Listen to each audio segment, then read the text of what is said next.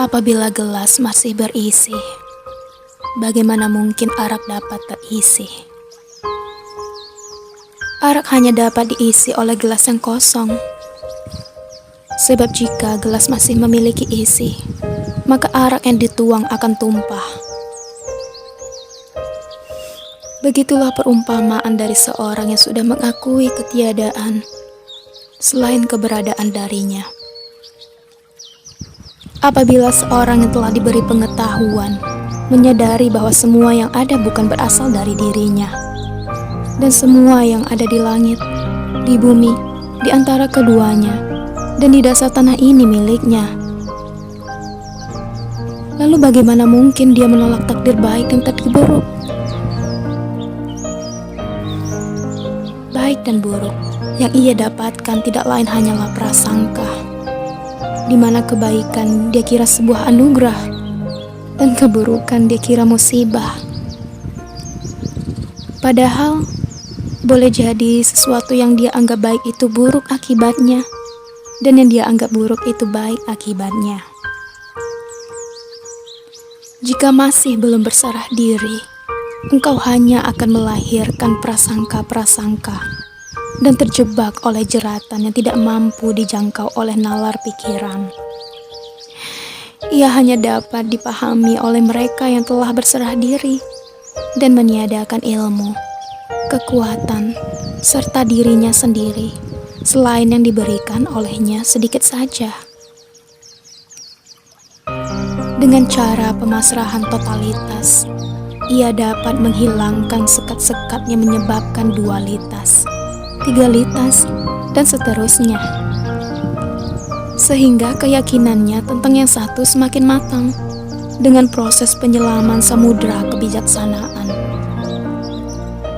Seorang arif tentu akan menyadari hal demikian, bahwa baik dan buruk bersumber dari yang satu, dan tidak ada sumber lain selain yang datangnya dari yang satu.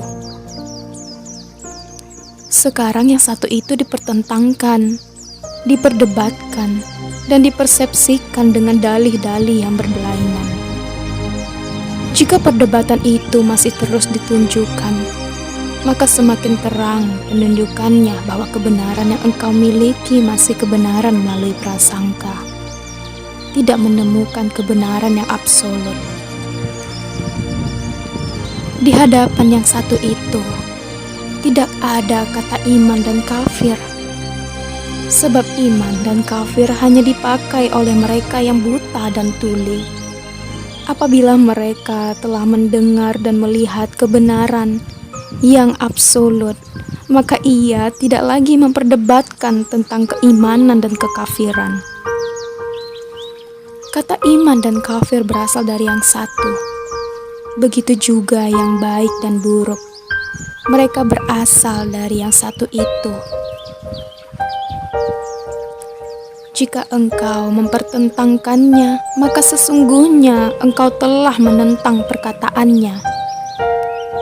Yang satu itu berkata, "Jadi, maka terjadilah," dan kekafiran pun terjadi. Tugasmu bukan untuk merubah kekafiran menjadi kebeimanan. Karena itu, teguhkanlah kebeimananmu dengan pengetahuan yang absolut, sehingga engkau diperjalankan pada malam yang diberkahi, diperlihatkan dengan jelas bentuk-bentuk, dan mendengarkan langsung perkataan darinya.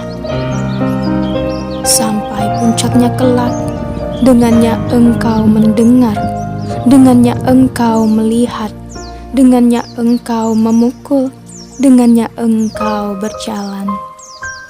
Tentu hal demikian tidak akan diperoleh apabila engkau belum mengosongkan jiwa dan cahaya keabadian dengan cinta serta kasih sayang darinya, mengisimu dengan penuh keridhoan.